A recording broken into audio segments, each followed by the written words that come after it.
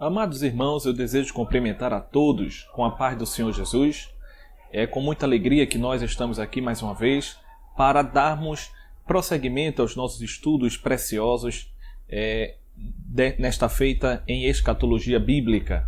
Nós hoje vamos estudar mais uma lição preciosa, a lição de número 5, que tem como título ou como tema principal a grande tribulação.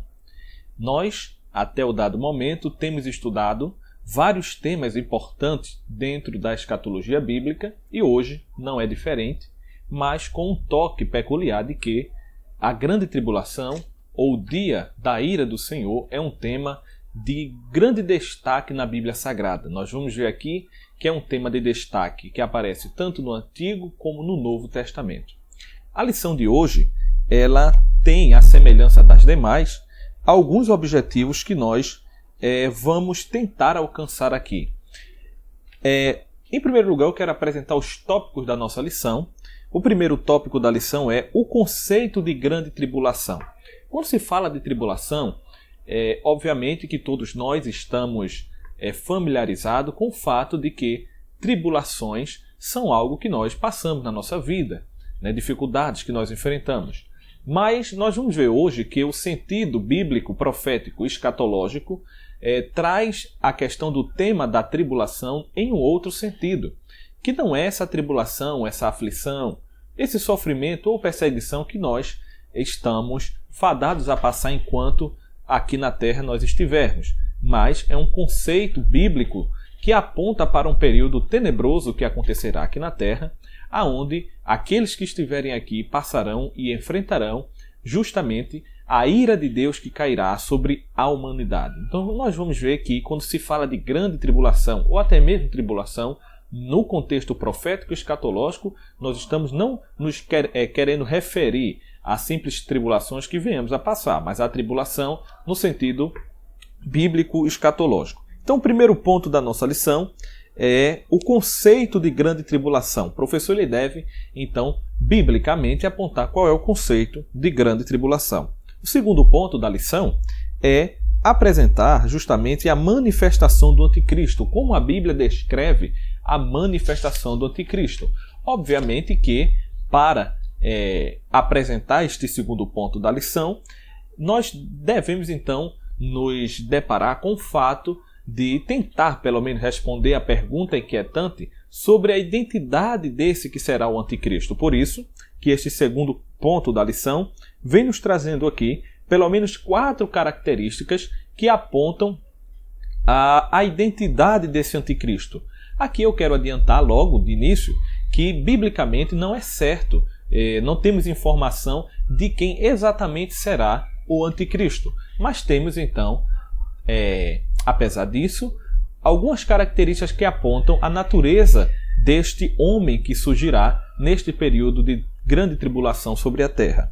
O terceiro ponto da lição fala sobre a abertura dos 7 selos. Nós que somos de uma vertente escatológica pré-tribulacionista, acreditamos que a igreja será levada da terra antes de começar a 70ª semana profética de Daniel. Acreditamos que a igreja não passará pela ira do Senhor que cairá sobre a terra. É tanto que uma das evidências a favor dessa ideia é a ausência total de referências à igreja durante a maior parte do livro do Apocalipse, do capítulo 4 em diante até o capítulo 19, nós não temos praticamente nenhuma menção à igreja.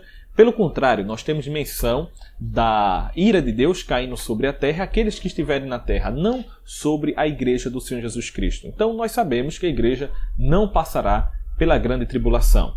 Apesar disso, também é importante saber a forma como Deus usará do seu juízo para derramar sobre a terra. Por isso que esse terceiro ponto da lição vem trabalhando justamente a abertura dos 7 selos. Nós sabemos que a grande tribulação será marcada por grandes juízos de Deus sobre a terra. E começará uma série de juízos, uma série de 7, por aquilo que o Apocalipse chama de 7 selos do Apocalipse. E nós devemos sempre interpretar a Bíblia pela própria Bíblia. interpretar o texto pelo contexto. Nós não podemos aqui alegorizar, espiritualizar ou querer de forma arbitrária dar um significado espiritual a cada um desses selos, como normalmente nós vemos. O próprio livro do Apocalipse se compromete em nos revelar, de fato, o que significa a abertura desses selos. Então nós não podemos, assim, sem ir até o texto bíblico, determinar o sentido desses selos. Então, no terceiro ponto da lição, nós vamos aprender sobre esses 7 selos, que vai do Apocalipse, capítulo 6, versículo 1, até o final de Apocalipse, capítulo de número 11. E o último ponto da lição fala sobre a marca da besta. A marca da besta, que é um tema também que aparece no Apocalipse e que, infelizmente, tem sido objeto de muito sensacionalismo. As pessoas, normalmente, quando se deparam com esse simbolismo em Apocalipse, e aqui eu coloco o símbolo entre aspas, porque nós vamos ver que até os símbolos apocalípticos que estão no livro do Apocalipse não têm um sentido vazio, um sentido subjetivo, mas tem um sentido realmente concreto. Nós vamos ver como interpretar melhor os símbolos do Apocalipse. E no que diz respeito à marca da besta, nós vamos ver aqui o que é a marca da besta e o que não é a marca da besta. Mas fica aqui para nós de início que o professor ele deve apresentar uma visão geral sobre a grande tribulação. E eu acredito que também é importante o professor falar por que a igreja não passará por este período de grande tribulação, que é algo que nos distingue das outras linhas de interpretação, como, por exemplo, os mesotribulacionistas, que acreditam que a igreja passará pela primeira metade da grande tribulação, chamados 3 anos e meio iniciais, e também os pós-tribulacionistas, que acreditam que a igreja ela passará por todo o período de grande tribulação, esperando então Cristo vir em glória no final da grande tribulação. Nós, no entanto, acreditamos que a igreja não passará nem por metade da grande tribulação, nem muito menos por toda a grande tribulação. A igreja será arrebatada num rapto que acontecerá imediatamente antes da grande tribulação. Seremos levados por Cristo em um momento que não sabemos, por isso que acreditamos na doutrina da iminência. É a doutrina segundo a qual a igreja pode ser arrebatada a qualquer momento, sem que haja nada que impeça o arrebatamento da igreja, por exemplo, para agora, né? Cristo pode voltar, por exemplo, agora, durante esta gravação deste vídeo, de sorte que eu nem possa terminar de gravar esse vídeo, porque Cristo então vem e leva a sua igreja de forma repentina. Não existe cálculos, não existe formas de você determinar a vinda de Cristo, pelo contrário, a Bíblia nos manda estar preparados para a vinda de Cristo. E como é que eu me preparo para a vinda de Cristo? Eu me preparo para a vinda de Cristo enquanto eu permaneço em Cristo, enquanto eu continuar em Cristo, continuar crendo e, por consequência, me santificando, enquanto eu estiver enxertado em Cristo, que é a videira verdadeira, eu estarei, de certa forma, dentro da igreja do Senhor Jesus Cristo. E se o arrebatamento da igreja, se o arrebatamento é algo que faz parte do plano de salvação para a igreja, então todos aqueles que estiverem na igreja por ocasião do arrebatamento da igreja participarão desse evento extraordinário. Muito bem, então a lição ela tem aqui um texto que é o texto áureo da nossa lição, que é um texto muito importante, que é Mateus capítulo 24, versículo 21, que diz o seguinte: porque haverá então grande aflição, como nunca houve desde o princípio do mundo até agora, nem tampouco jamais haverá. Mateus capítulo 24, versículo 21. Nós já aprendemos aqui que o sermão profético de Jesus, em Mateus no capítulo 24, se refere justamente ao período tribulacional. Quando Jesus diz aqui que haverá um período de grande aflição, como nunca houve desde o princípio do mundo até agora, nós não podemos amenizar a gravidade das palavras do nosso mestre. Se ele disse que haverá este período de grande aflição, como nunca houve desde o princípio do mundo até agora, é porque haverá. Isso tem um peso muito grande, porque através dessas palavras do nosso Senhor Jesus Cristo, nós conseguimos então entender a gravidade deste período tribulacional. Nós sabemos que a história da humanidade é marcada por muito derramamento de sangue, por muitas tragédias, hecatombes, coisas terríveis que açoitaram a humanidade. Primeira Guerra Mundial, Segunda Guerra Mundial, nós tivemos aí regimes absolutamente tirânicos que surgiram na história da humanidade, como os regimes ditatoriais comunistas, o nazifascismo e outros tipos de ditadura que derramaram muito sangue sobre a face da terra. Todavia, a grande tribulação, pela informação bíblica, nós entendemos que será algo tão terrível que nada no mundo, na história da humanidade, pode ser comparado a este período. Nenhum derramamento de sangue, por mais terrível que foi, não se comparará jamais ao derramamento de sangue e ao sofrimento que cairá sobre a terra durante este período que o próprio Senhor Jesus Cristo ele falou e chamou de grande aflição. Então, eis aí a importância também de nós atentarmos para isso. Mas eu quero iniciar minha exposição falando sobre, antes de entrar de fato no conceito de grande tribulação, falar sobre o propósito da grande tribulação. Porque quando nós respondemos acerca do propósito da grande tribulação, nós entendemos também o porquê da igreja não participar deste período. Não tem sentido a igreja passar por este período de grande tribulação. Eu vou ler alguma coisa para os irmãos, os professores, vocês que estão nos acompanhando, tomarem ciência dos propósitos da grande tribulação. Em primeiro lugar, eu quero dizer que o propósito da tribulação é preparar a nação de Israel para o Messias. Nós sabemos que é um ensinamento bíblico que o povo de Israel ele está atualmente, nesta dispensação, está em estado de incredulidade. Eles rejeitaram a Cristo, eles não aceitaram a revelação de Deus através da pessoa de Cristo na sua primeira vinda, na sua encarnação. Então Israel, hoje, no momento, está em um estado de incredulidade. Todavia, esse estado, conforme o ensinamento do apóstolo Paulo em Romanos capítulo 11, não é um estado permanente. Israel está momentaneamente em incredulidade. Está em um momento passageiro, em estado, digamos assim, em segundo plano, porque hoje a atenção de Deus recai sobre a igreja do Senhor Jesus Cristo. Mas Deus ele não deixará de cumprir com suas promessas com Israel por conta da incredulidade de Israel. A promessa de Deus não vai se invalidar de forma alguma. Deus ele é absolutamente sábio e sabe, de forma providencial, conduzir a história da humanidade de forma tal que o homem continue sendo livre e responsável pelas suas ações e Deus consiga cumprir com seus propósitos eternos no desencadeamento dos acontecimentos históricos. Então Deus levará Israel ao arrependimento porque está dentro do projeto original de Deus isso. Então, em primeiro lugar, nós temos que o grande propósito da tribulação é preparar a nação de Israel para o Messias. Nós sabemos que depois da grande tribulação, Cristo voltará em glória e voltará em glória para livrar o povo de Israel. E naquele momento em que Cristo voltará em glória, a segunda etapa da segunda vinda, onde Cristo aparece em glória e todo o olho verá, haverá um arrependimento em massa da nação de Israel, que olhará para Cristo e se arrependerá, clamará por perdão. Mas será necessário passar por todo o período tribulacional. Israel terá que ser pisado, esmagado pelos gentios, para que então, ao fim, possam se arrepender e reconhecer que Jesus, de fato, é o Messias.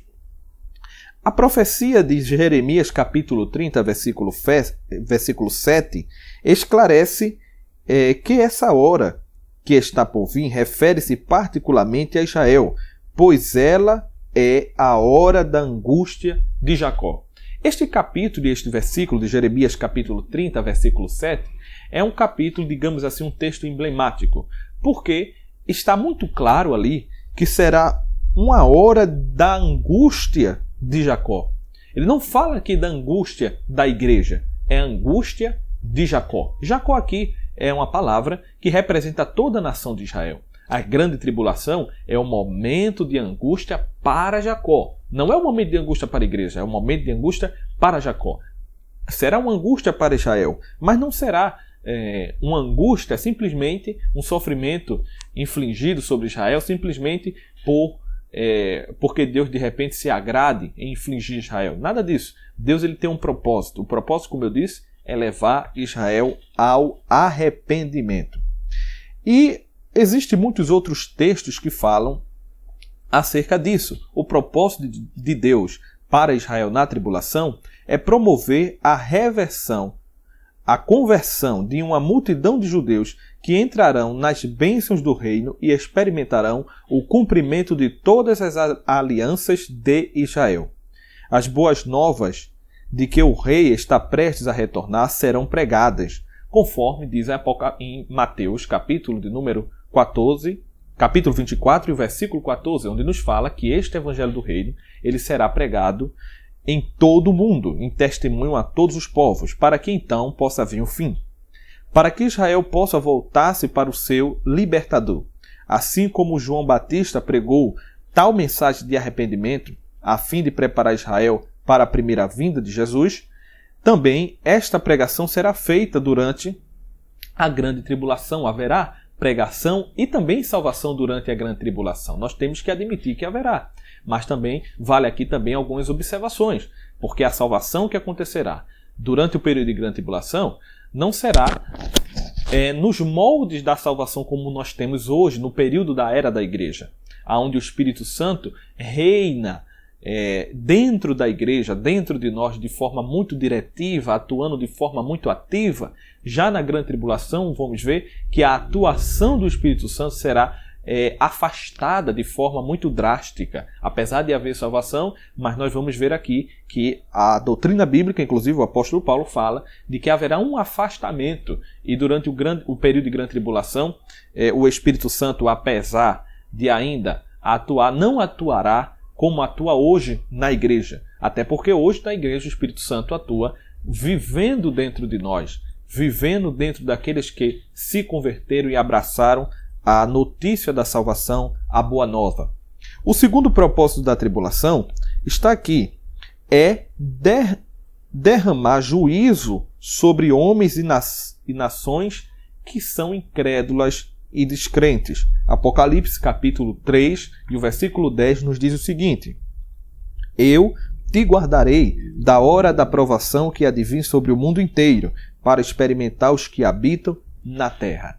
Deus está prometendo aqui a sua igreja que iria guardá-la da hora da provação que haveria de vir, que há de vir sobre o mundo inteiro para experimentar os que habitam sobre a terra.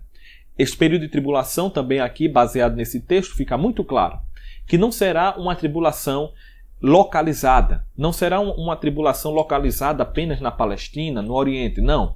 Será uma tribulação que envolverá todas as nações do mundo. As nações do mundo verão o cálice da ira de Deus, segundo descrito em Apocalipse. Não poderia ser de outra forma. Existem aqueles, inclusive dispensacionalistas, os que defendem a ideia de que a grande tribulação acontecerá de forma isolada, apenas na Palestina.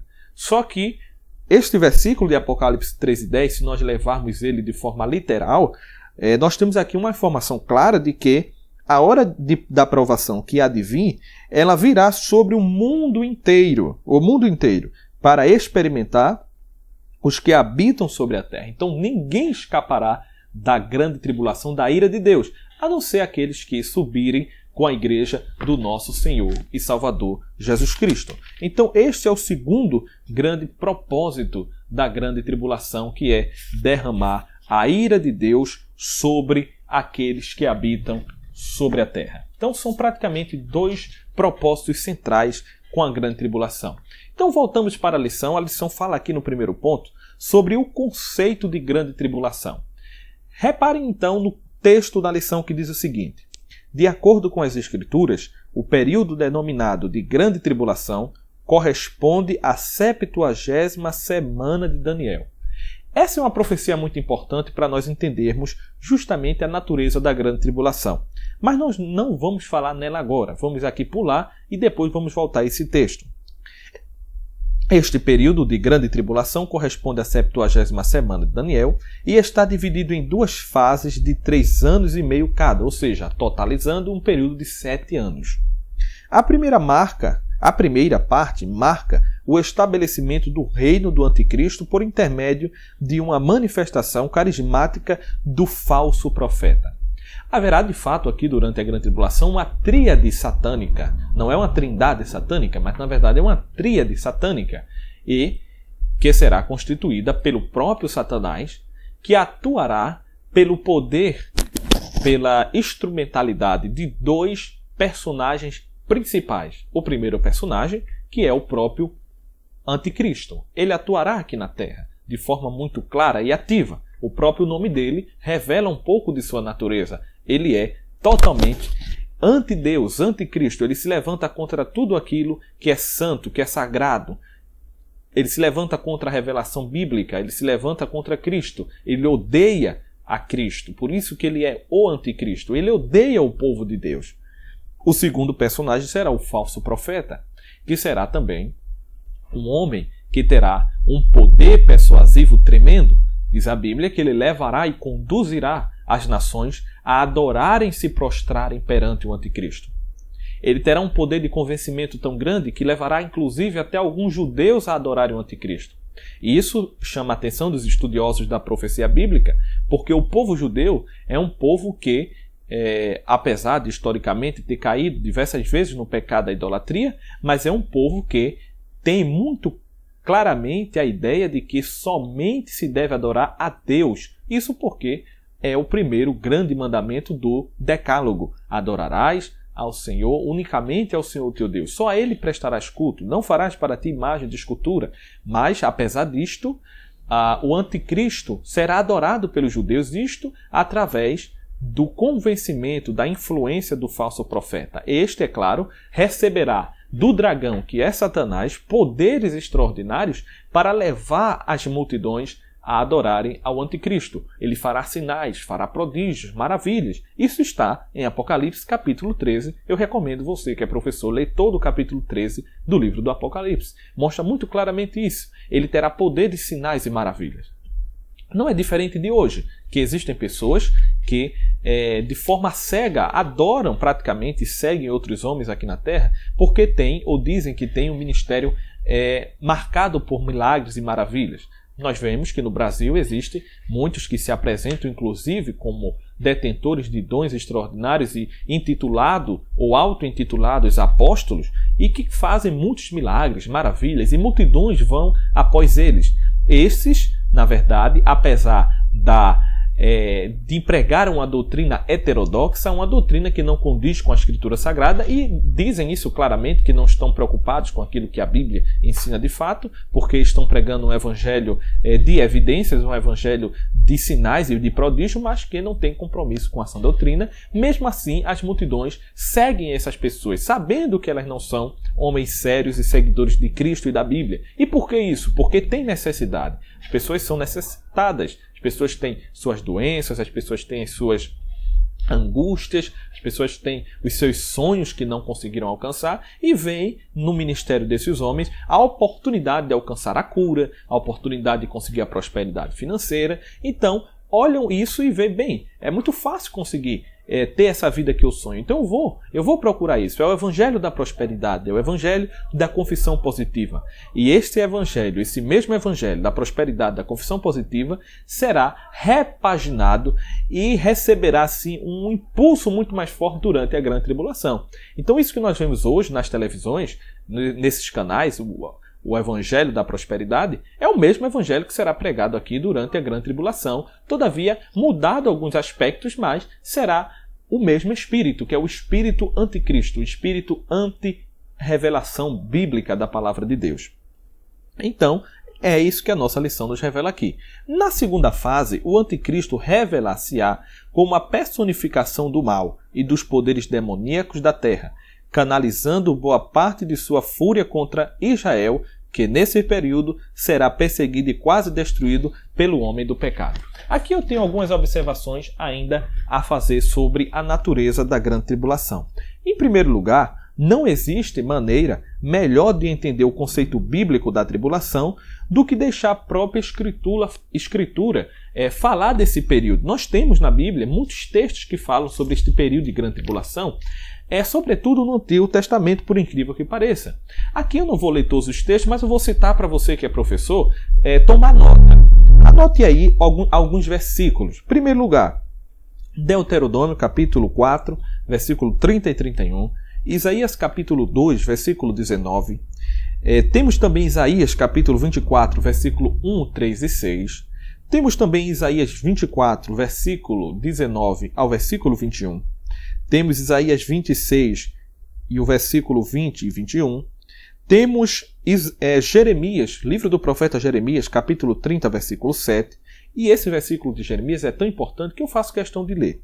Diz o seguinte: que é grande aquele dia, e não há outro semelhante. É tempo de angústia para Jacó, ele, porém, será livre dela. Ele, porém, será livre dela. Jeremias 37. Outro texto também importante, fundamental, que nós vamos estudar de forma mais detalhada hoje ainda, é Daniel capítulo 9, versículo 27, que diz o seguinte, esse texto, também vou ler. Ele fará firme aliança com muitos por uma semana, na metade da semana fará cessar o sacrifício e a oferta de manjares, sobre a asa das abominações virá o assolador, até que a destruição que está determinada se derrame sobre ele. Daniel capítulo 9, versículo 27. Também temos Daniel capítulo 12, versículo 1. Temos também Joel capítulo 1, versículo 15. Joel capítulo 2, versículo 1 a 2. Temos também Amós, o capítulo 5, versículo 18 e 20. Temos também o livro de Sofonias, que é um livro muito profético, importante, capítulo 1, versículo 14, versículo 15 e o 18. E no Novo Testamento também temos alguns textos importantes, como por exemplo o texto de Mateus 24, 21 e 22. Temos também Lucas 21, 25 e 26. 1 Tessalonicenses 5 e 3, que é um texto também muito importante, e aqui também vale a pena nós fazermos referência a ele lendo, que diz o seguinte: quando andarem dizendo paz e segurança, eis que lhes sobrevirá repentina destruição, como vem as dores de parto a que está para dar à luz, e de nenhum modo escaparão. É o texto de 1 Tessalonicenses 5:3. Temos também Apocalipse, obviamente não podia faltar, capítulo 3, versículo 10, e temos também Apocalipse, capítulo 6, versículo 15 ao 17. Então nós temos aqui uma farta base bíblica para sustentar a doutrina da grande tribulação, a doutrina que haverá de fato uma grande tribulação. As Escrituras estão então repletas de declarações de que este período será um tempo de ira, mas não a ira do homem contra o próprio homem simplesmente, não será um período de ira do próprio Satanás, inclusive, contra o homem, porque alguém pensa que no período da grande tribulação, Satanás vai estar realmente irado contra toda a humanidade, vai estar aqui no mundo atuando ativamente. Obviamente que Satanás terá uma liberdade tremenda, inclusive porque a Bíblia diz que durante o período de grande tribulação, Satanás ele virá até a terra e atuará de forma muito forte. Mas vale salientar que apesar da liberdade que Satanás terá, não será o período da ira de Satanás. Satanás estará aqui atuando, obviamente, mas Deus, o próprio Deus derramará a sua ira. Por isso que a grande tribulação é descrita nos termos de a ira de Deus, ou a ira do Deus Todo-Poderoso. Por exemplo, em Isaías 24, a Bíblia não fala da ira de Satanás, a Bíblia fala que o Senhor vai devastar e desolar a terra. Em Isaías 26 e 21, o Senhor sai do seu lugar para castigar a iniquidade dos moradores da terra. Em Joel 1 e 15, diz que ele vem como a assolação do Todo-Poderoso. A assolação do Todo-Poderoso é o próprio Deus. Em Sofonias 1 e 18, diz que nem a sua prata, nem o seu ouro os poderão livrar no dia da indignação do Senhor. E Apocalipse 11 e o versículo 18 nos fala que, na verdade, as nações se enfureceram, chegou, porém, a tua ira, a ira do próprio Deus. Então, a grande tribulação, paz, meus senhores, será um tempo de ira do próprio Deus. Por isso também que nós temos aqui uma outra confirmação que, de fato, a igreja ela não passará pela grande tribulação, porque está escrito na palavra do Senhor que a igreja não foi destinada à ira. Obviamente que a ira do Senhor só pode cair, uma vez que Deus é justo, contra os ímpios. A ira de Deus não pode cair contra a igreja, porque a igreja é, digamos, objeto, alvo do amor de Deus. Deus ama a sua igreja. Apesar de Deus permitir que a igreja por um tempo seja perseguida e oprimida pelo mundo, por Satanás e pelas tentações da carne, mas Deus ele não derrama a sua ira sobre a sua igreja. Pelo contrário, sobre a igreja está o amor de Deus, o contentamento de Deus, a alegria de Deus, o prazer de Deus, não a ira de Deus. A ira de Deus recairá sim sobre os habitantes da terra, a nação de Israel, para que essa se converta dos seus pecados e reconheça que Cristo é o Messias, e sobre os gentios que aqui também estarão e terão também a oportunidade de, junto com Israel, se converter a Cristo e poder, no final da grande tribulação, adentrar para o reino milenial de Cristo, que nós vamos estudar em próximas lições. Então, esse é um ponto interessante. Outra coisa interessante é entender justamente como se dará. Eu falei aqui sobre a questão da salvação na grande tribulação, que é uma pergunta que recorre, muita gente faz. E até alguns jovens, né, como lembrando que a nossa aula é para juvenis, para jovens, né, de 15 a 17 anos, muitos fazem aquela colocação, será que na grande tribulação haverá salvação? Eu já adiantei aqui dizendo que haverá, mas aí muitos até brincam, dizem, se haverá salvação, então vamos ficar esperando pela grande tribulação, porque se não for na primeira, eu irei na segunda oportunidade. Mas independente da brincadeira ou da questão que é levantada sobre ir na primeira ou na segunda, existe na Escritura Sagrada algumas informações que são importantes. Qual então será a relação entre o Espírito Santo e a tribulação? Porque para respondermos a pergunta sobre a salvação na grande tribulação, que não está realmente contemplada muito bem no comentário da nossa lição, né? Eu não vi aqui contemplado muito essa questão, mas é importante eu destacar isso aqui, porque provavelmente surgirá nas classes de escola dominical. Um texto que é um texto fundamental para nós entendermos essa dinâmica é o texto do apóstolo Paulo, no qual ele escreve aos Tessalonicenses, a segunda carta aos Tessalonicenses, no capítulo 2 e no versículo 7. Vamos tentar entender o que é que Paulo quis dizer nesse texto. Segundo aos Tessalonicenses, capítulo 2 e o versículo 7. Ele diz assim: porque já o mistério da injustiça opera. O mistério da injustiça opera. Somente há um que agora resiste, em outras traduções, há um que até agora o detém, até que do meio seja tirado. E então será revelado o iníquo, a quem o Senhor, pelo assopro da sua boca, o qual o Senhor desfará pelo assopro da sua boca e aniquilará pelo esplendor da sua vinda. Conseguimos então identificar aqui claramente que o iníquo se refere aqui ao próprio anticristo. Mas a grande pergunta aqui é identificar quem é esse que a Bíblia fala aqui no versículo 7, que agora resiste até que do meio seja tirado.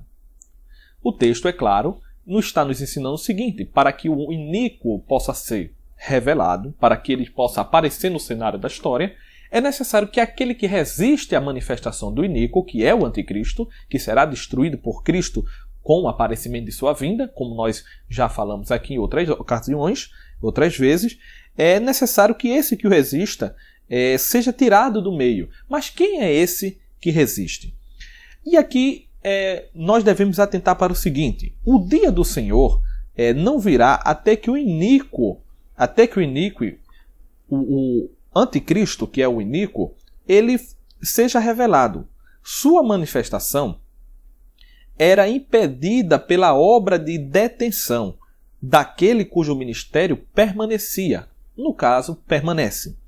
Apenas após a retirada desse detentor é que o iníquo seria revelado e o dia do Senhor, então, poderá então começar. Quando eu me refiro ao dia do Senhor, obviamente que aqui existe muito debate, porque alguns, até mesmo dentro dos círculos dispensacionalistas, porque alguém diz assim, o dia do Senhor, alguns teólogos dizem que o dia do Senhor é aquilo que começará depois da vinda de Cristo em glória e terminará até antes do reino milenial de Cristo. Outros contemplam inclusive o reino milenial de Cristo. Já outros, e eu me incluo aí nesse grupo, nesse terceiro grupo, acredito que o dia do Senhor se refere justamente ao dia da vingança do Senhor, que se refere à grande tribulação, o período tribulacional.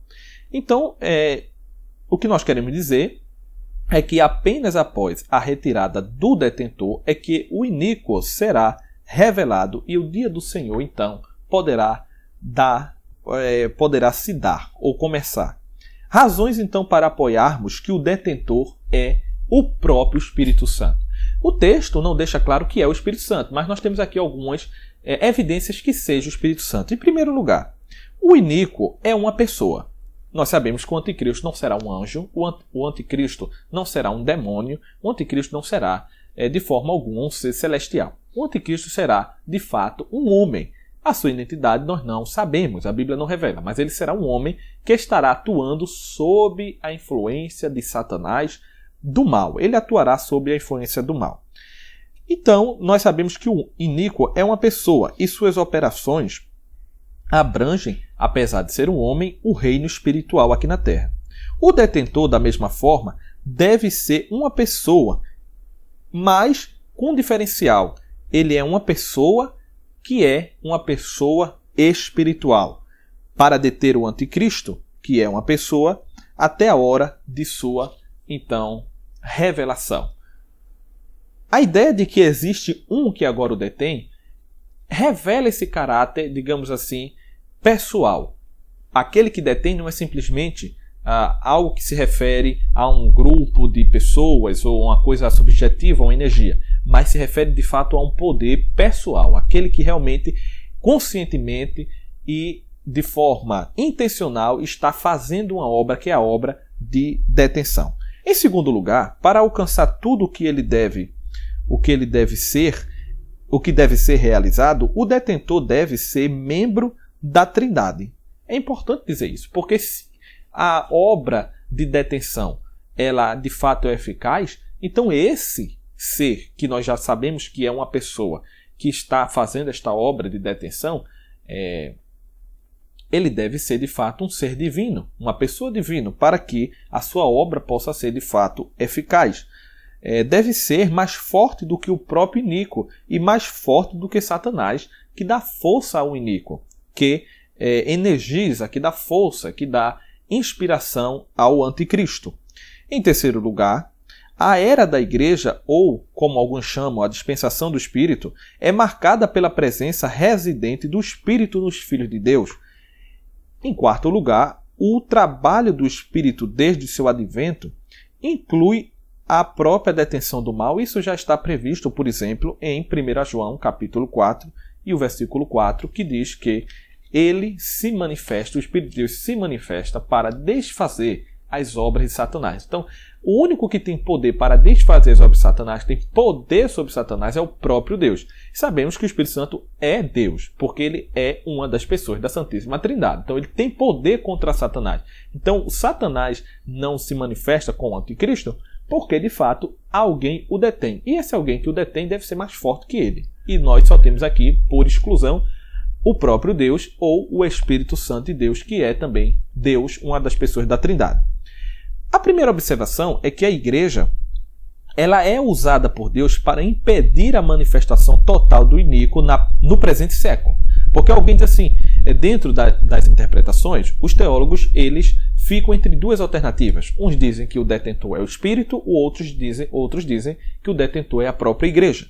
Mas nós temos que atentar aqui o seguinte, que a igreja, ela não se ela de fato for detentor, ela está atuando como alguém que detém o anticristo, como a instituição, o organismo que detém o anticristo, ela não faz isso pelos seus próprios poderes. Por quê? Porque a igreja sozinha nada é. A igreja ela tem o seu poder a partir do momento em que o Espírito Santo de Deus habita na igreja. Então a igreja é de fato usada por Deus para impedir a manifestação total do iníquo, que é o anticristo, no presente século. Assim como também os governos.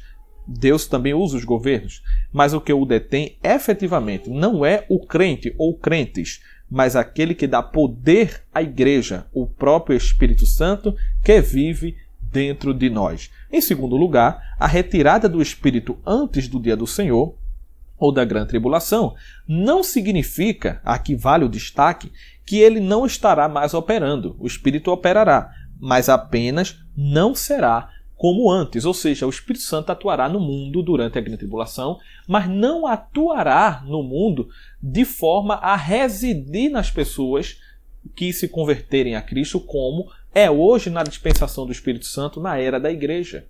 Por isso que eu disse no início que a atuação do Espírito Santo não será de forma abrangente, de forma tão poderosa, livre como nós temos hoje. E eis aí uma primeira dificuldade para aqueles que dizem que vão ir na segunda oportunidade. Os ministérios exclusivos do Espírito Santo ao crente neste presente século incluem o batismo, conforme está em 1 Coríntios capítulo 12, versículo 12 e 13, a habitação no crente, conforme 1 Coríntios capítulo 6, versículo 16 e 20, o selo do Espírito Santo em Efésios 1 e 13, o enchimento do Espírito Santo em Efésios 5 e 18, que são ministérios que pertencem ao Espírito Santo de Deus e que ele opera esses ministérios apenas neste presente momento ou nesta presente dispensação. Então, como se dará a salvação no período tribulacional? Nós podemos resumir a ideia de como se dará a salvação no período tribulacional se olharmos atentamente para o fato de como se dava a salvação no Antigo Testamento. Segundo o teólogo dispensacionalista destacado mundialmente, Feiberg, ele afirma que devemos declarar apenas um método ou caminho de salvação. A Bíblia não ensina outro método de salvação, outro caminho para a salvação. Existe apenas um, que no Novo Testamento fica muito claro, que as pessoas são salvas pela graça por meio da fé. A salvação é pela graça por meio da fé. Paulo diz isso de forma muito clara, por exemplo, em Efésios capítulo 2, versículo 8. A pergunta então surge como Deus expressa a sua graça? Ou quais os atos graciosos específicos de Deus fez para salvar os homens? Então, o mesmo teólogo que eu há pouco citei, o John Feiberg, ele diz o seguinte, que nós temos 5 fatores para distinguir nesta dinâmica da salvação. Preste bem atenção, é importante que o professor, se puder, também tome nota disso que eu estou dizendo. O primeiro é que a base, nós devemos entender na dinâmica da salvação, qual é a base ou fundamento da nossa salvação. Em segundo lugar, nós devemos entender qual é o requisito para a salvação. São coisas diferentes. Uma coisa é a base da salvação, outra é o requisito para a salvação. O terceiro é qual é o conteúdo fundamental da salvação. Qual é a mensagem, o conteúdo, a essência da salvação. Quarto, o conteúdo específico revelado que deve ser aceito para que haja salvação. E por último, qual é a expressão do crente de sua salvação. Em primeiro lugar, a resposta acerca da base ou fundamento da salvação nós temos de forma muito clara, porque a Bíblia ensina que a base da salvação não é nada mais que a provisão graciosa de Deus através da morte do nosso Senhor Jesus Cristo. A morte de Cristo que contempla não apenas aqueles que vieram depois, mas todos aqueles que existiram antes e creram na revelação específica de Deus para a sua época e, de certa forma, olhavam para a frente esperançosamente, crendo que o Messias viria. Então, a base, o fundamento da salvação é a morte de Cristo. Se Cristo não tivesse morrido, a salvação ela não poderia, de fato, a exigência da justiça de Deus jamais poderia ser satisfeita. Em segundo lugar, qual o requisito para a salvação? Ora, o único requisito para a salvação é que o homem exerça a sua fé naquela provisão que Deus revelou. Deus ele revela e manifesta alguma provisão, seja esta temporária ou não. No Antigo Testamento temos alguns atos provisórios que Deus então escolheu para o povo de Israel e eram passageiros. Cristo, quando veio, tudo aquilo ficou obsoleto, tudo aquilo caducou, mas nós devemos entender que para aqueles fiéis do Antigo Testamento, aquela era a provisão que eles tinham, porque Deus tinha revelado aquilo. O terceiro lugar é a pergunta sobre o conteúdo fundamental da salvação. E a resposta não poderia ser outra. O próprio Deus é o objetivo último da fé, de forma que a questão é se o homem irá aceitar Deus em sua palavra e exercerá fé na provisão para a salvação que ele revela. Então, Deus, de fato, é a resposta para essa pergunta sobre o conteúdo fundamental da salvação. Os três fatores, nós devemos então entender que os três fatores são chamados de constantes, porque a base e fundamento da salvação é um só, o requisito para a salvação é um só, o conteúdo fundamental da salvação é um só. Agora, o quarto e o quinto, né, sobre o conteúdo específico revelado, muda de dispensação para dispensação, como também a expressão do crente da sua salvação muda de dispensação para dispensação. Por exemplo, acerca do conteúdo específico revelado, nós sabemos que há uma mudança que acontece durante a história. Escutem bem isso aqui que eu vou ler agora. O conteúdo específico revelado a ser crido muda em vários momentos na história, visto que em vários momentos o próprio Deus deu mais informação do que previamente especificou a respeito de Cristo. É a doutrina da progressividade da revelação divina. Letra A. Crer no conteúdo para aquela economia específica ou dispensação é crer no definitivo objetivo ou objeto da fé, que é o próprio Deus. E, em segundo lugar, crer no conteúdo de fé cumulativo, ou seja, aqueles que vieram depois têm sobre si uma maior responsabilidade porque Deus revelou muito mais de si. E, em quinto lugar, em relação à expressão dessa salvação, nós sabemos que muda de forma muito constante, né? Existem elementos constantes, obviamente. Por exemplo, a lei moral de Deus é uma expressão do crente de sua salvação que não muda, porque reflete de fato o caráter moral de Deus. Mas existem elementos que mudam, por exemplo, elementos que terminam em determinadas épocas. Por exemplo, os sacrifícios de animais, conforme ensinado em Hebreus, que tudo aquilo dali cessou, e os elementos que começam em determinada época, como por exemplo a ideia do batismo cristão e da ceia do Senhor. Então, nós entendemos que da mesma forma se dará, da mesma forma como aconteceu no Antigo Testamento, acontecerá na grande tribulação. Aqui eu quero adiantar a explicação para vocês entenderem de fato essa questão da salvação na grande tribulação. O método de salvação na grande tribulação é o mesmo daquele no Antigo Testamento e do Novo Testamento também, pela graça mediante a fé. Mesmo sem que haja o ministério de habitação do Espírito Santo, os santos do Antigo Testamento foram salvos, porque a Bíblia revela que eles foram salvos. Por exemplo, nós podemos conferir em João capítulo 3, versículos 5 e 6. Fica muito claro ali a ideia de salvação no Antigo Testamento. Mas não havia um ministério de habitação do Espírito Santo naquela época, mas havia um conteúdo revelado de Deus para aqueles fiéis do antigo pacto, da antiga economia. Assim, da mesma forma, no período tribulacional, o Espírito Santo fará este mesmo trabalho. E haverá salvação, então, através do conteúdo revelado durante a grande tribulação. Que conteúdo será esse? Quem pregará durante a grande tribulação? Nós temos, então, 4 fontes de pregação do Evangelho durante a grande tribulação. A primeira fonte de pregação durante a grande tribulação serão as almas dos mártires debaixo do altar. Na verdade, aqui eu quero corrigir, as almas dos mártires debaixo do altar não serão pregadores do Evangelho, mas eles pelo menos testificam de que haverá salvação durante a grande tribulação. Porque se eles foram mártires que perderam a sua vida durante a grande tribulação e as suas almas estavam debaixo do altar, conforme Apocalipse capítulo 6, versículo de 9 a 11, é fato que eles morreram salvos, apesar de terem morrido durante a grande tribulação. Em Apocalipse capítulo 7, do versículo 1 a 8, e também em Apocalipse 14, versículo de 1 a 5, nós temos ali uma listagem de 144 mil judeus que serão selados das 12 tribos da nação de Israel e que serão escolhidos por Deus, chamados primogênitos de Deus, os chamados virgens, aqueles que não se contaminaram, que terão também um ministério específico na grande tribulação testemunhando de Cristo. Em terceiro lugar, haverá uma multidão de gentios mártires, porque a Bíblia fala em Apocalipse capítulo 7, versículo de 9 a 17, que haverá uma multidão de mártires que virão da grande tribulação. Esses mártires são, obviamente, e muito provavelmente uma multidão de gentios que se salvarão. Então haverá salvação tanto de judeus como de gentios.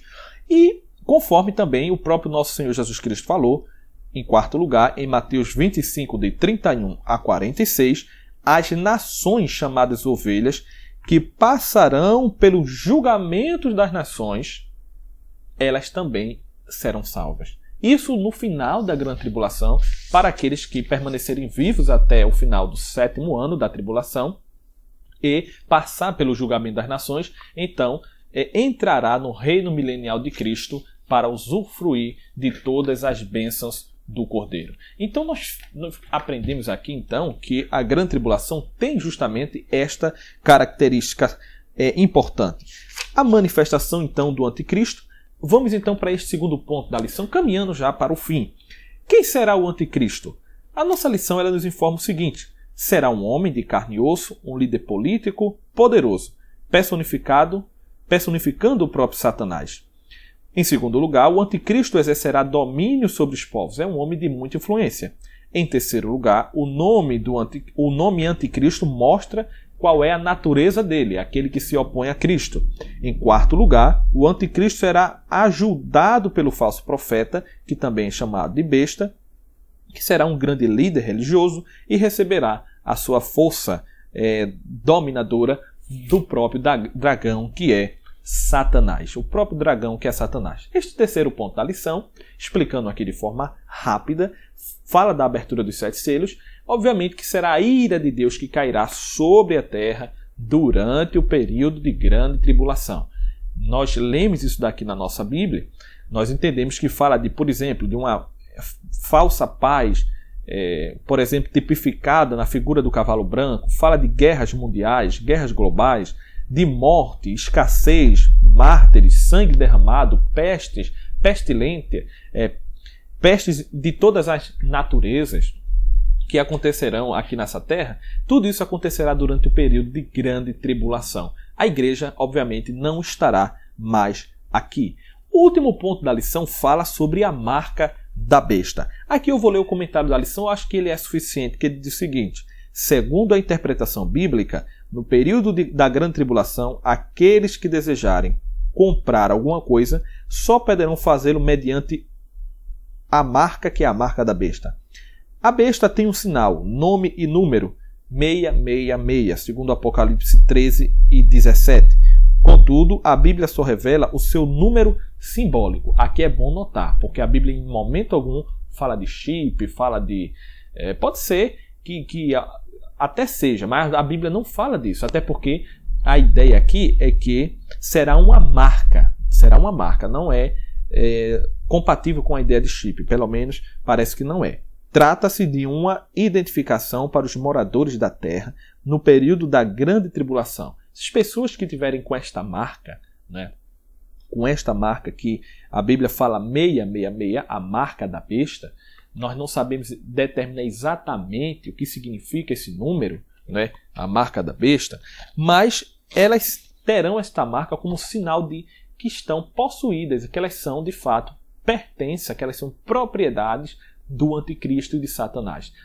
Esta marca é a marca de que elas apostataram de sua fé, que elas não estão em Cristo, que elas se levantaram também contra tudo que se chama a Deus, contra o Santo de Israel, contra o Messias. E elas agora fazem parte do comitê de adoração a Satanás. Mas aqueles que não se submeterem a esta marca, apesar de passarem grande tribulação e poderem até perder a sua vida, farão uma melhor escolha, porque é melhor perder a vida e morrer como Marte do que, de repente, ter a marca da besta e depois, no julgamento, ser lançado no inferno de tormento e horror eterno.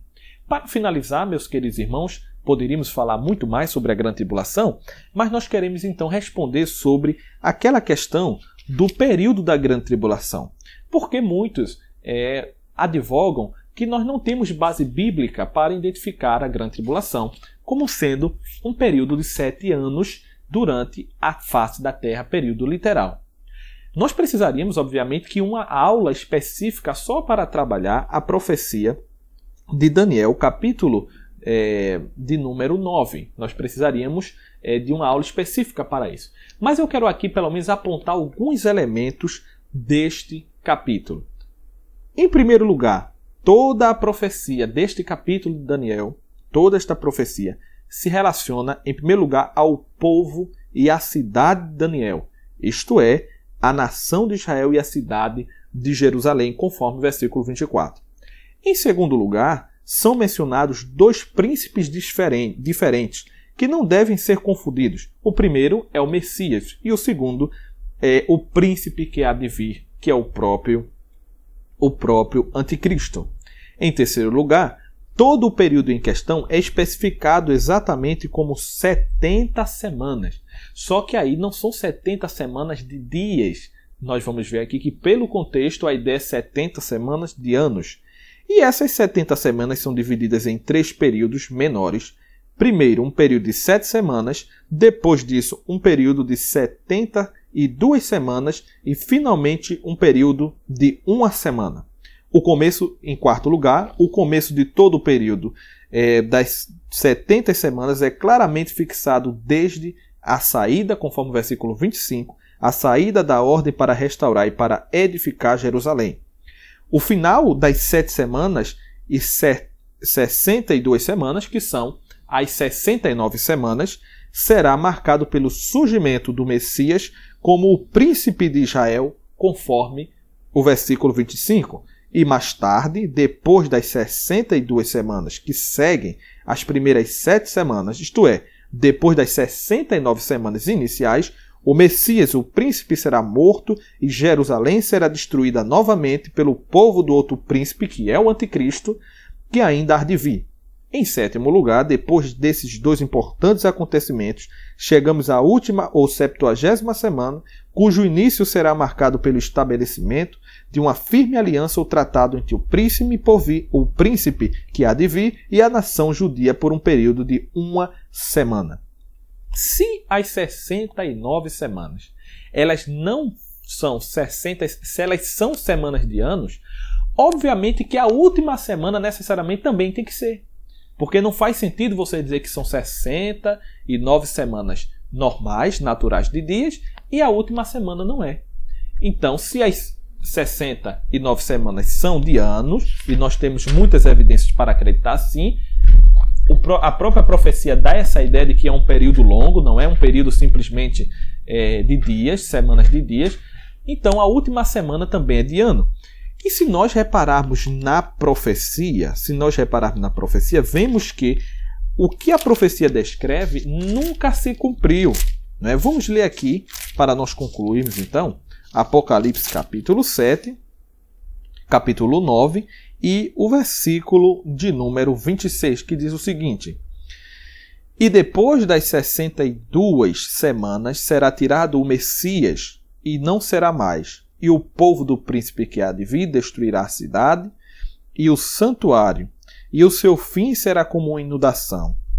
E até ao fim haverá guerra, são determinadas assolações.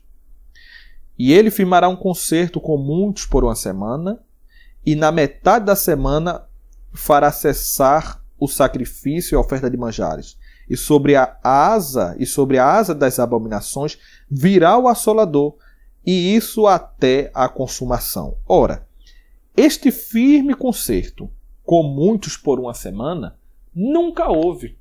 Nunca houve até hoje, durante a história, este concerto entre um príncipe que há de vir com a nação de Israel durante um período de 7 anos, marcado por 3 anos e meio de paz e 3 anos e meio, então, 3 anos e meio de falsa paz e 3 anos e meio de perseguição cruenta. Nunca houve. Inclusive, o próprio versículo 27... quando fala que ele virá sob a asa das abominações, foi citado pelo próprio Senhor Jesus Cristo no sermão profético de Mateus 24, em um contexto escatológico apontando para o futuro. E que aqui não cabe o cumprimento no ano 70 depois de Cristo, como querem alguns pós-tribulacionistas.